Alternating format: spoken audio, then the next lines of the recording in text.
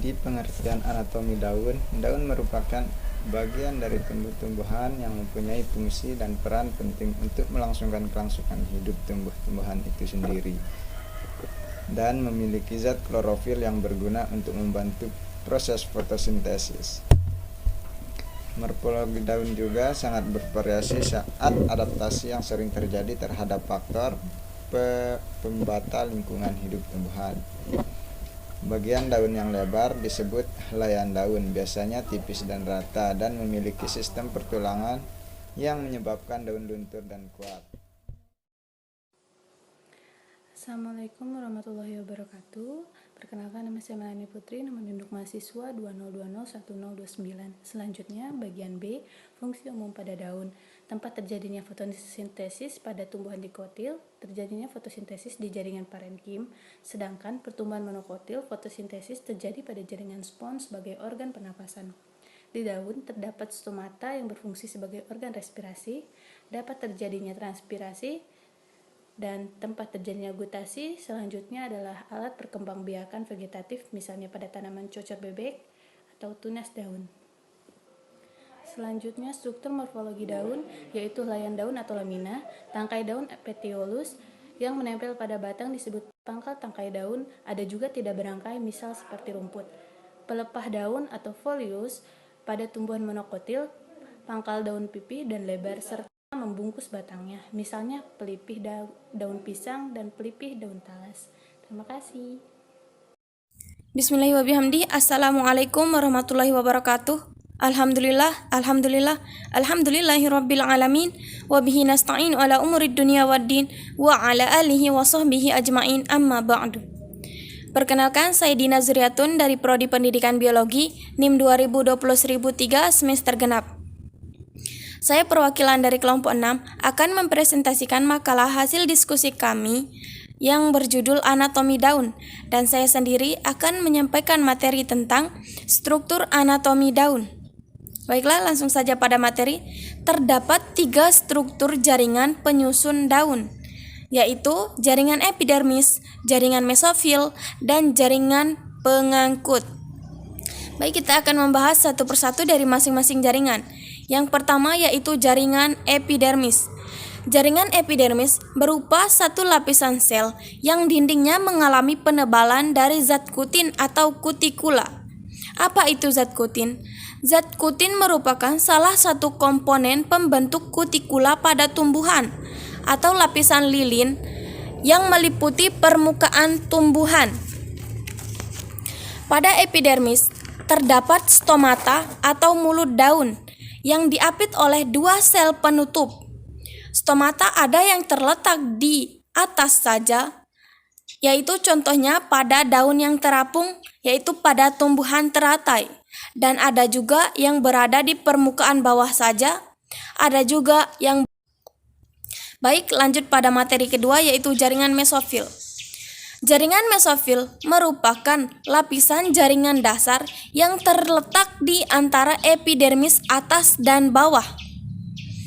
Di antara berkas pengangkut mesofil, mesofil ini tersusun atas parenkim yang relatif homogen atau berdiferensiasi menjadi parenkim palisade dan spons. Sesuai dengan fungsinya, parenkim mesofil merupakan daerah fotosintesis utama karena mengandung klorofil. Parenkim palisade merupakan sel-sel yang bentuknya silinder, tersusun rapat, berjajar seperti pagar. Parenkim palisade umumnya dijumpai pada lapisan atas daun, menempati setengah hingga 2/3 mesofil. Tetapi, terdapat pula dijumpai pada kedua sisi permukaan daun. Jumlah lapisan sel palisade dapat 1 lapisan atau lebih. Mesofil terdiri atas jaringan parenkim yang terdapat di sebelah dalam epidermis. Mesofil mengalami diferensiasi membentuk jaringan fotosintetik yang berisi kloroplas. Pada kebanyakan tumbuhan terdapat 2 jenis sel parenkim dalam mesofil, yaitu parenkim palisade dan parenkim spons. Parenkim palisade. Sel parenkim palisade memanjang dan pada pemampang melintangnya tampak berbentuk batang yang tersusun dalam deretan. Pada tumbuhan tertentu, sel palisade berbeda bentuknya. Pada lilium terdapat lobus besar pada sel palisade dan tampak bercabang. Parenchyma spons. Jaringan spons terdiri dari sel bercabang yang tak teratur bentuknya. Bentuk dari parenchyma spons dapat berbentuk bermacam-macam. Kekhususannya terdapat lobus atau rongga yang terdapat antara sel satu dan yang lain. Yang terakhir yaitu jaringan pengangkut. Berkas pengangkut terbagi menjadi dua jenis, yaitu xilem dan floem. Berkas pengangkut ini berdinding tipis untuk memudahkan terjadinya transport antar sel. Mungkin memiliki kloroplas seperti mesofil. Seringkali terdapat kristal. Kebanyakan daun dikotil. Parenchyma berkas pengangkut memperluas ke arah epidermis yang satu atau kedua sisi daun. Sel yang mencapai arah epidermis ini berfungsi dalam pengangkutan pada daun, bukan hanya pada daun dikotil saja, tetapi berkas pengangkut juga terdapat dalam daun monokotil. Sekian materi yang dapat saya sampaikan, kurang dan lebihnya saya mohon maaf. Materi selanjutnya akan disampaikan oleh teman-teman saya. Sekian, wallahul muwaffiq wal hadi ila sabilir rasyad. Assalamualaikum warahmatullahi wabarakatuh.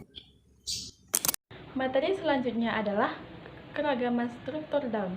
Berdasarkan ketersediaan air di lingkungan dapat dibedakan menjadi tumbuhan xerofit dan hidrofit, yang masing-masing memiliki sifat xeromorfi dan hidromorfi. Pertama yaitu xeromorfi.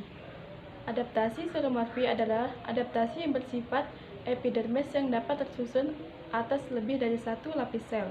Stomata tersembunyi dalam satu cekung atau kriptofor, dan palisade ada pada kedua sisi permukaan daun, sedangkan parenchyma bunga karang tidak dapat dikatakan tidak ada. Kedua yaitu hidromorfi. Adaptasi dari tumbuhan yang bersifat hidromorfi memiliki ciri-ciri yaitu stomata sering menonjol keluar, memiliki ruang-ruang udara yang besar, dan epidermis tanpa kutikula berisi kloroplas. Faktor utama yang mempengaruhi tanaman adalah suhu udara, konsentrasi susunan garam dalam air, dan memiliki sifat struktural. Yang paling menonjol pada tanaman air yaitu terdapat banyak rongga udara, sedangkan jaringan pelindung dan pengangkut berkurang. Materi selanjutnya yaitu perbedaan anatomi daun dan daun monokotil dan dikotil. Pada monokotil tidak terdapat jaringan tiang, sedangkan pada dikotil terdapat kedua jaringan yaitu palisade dan spons.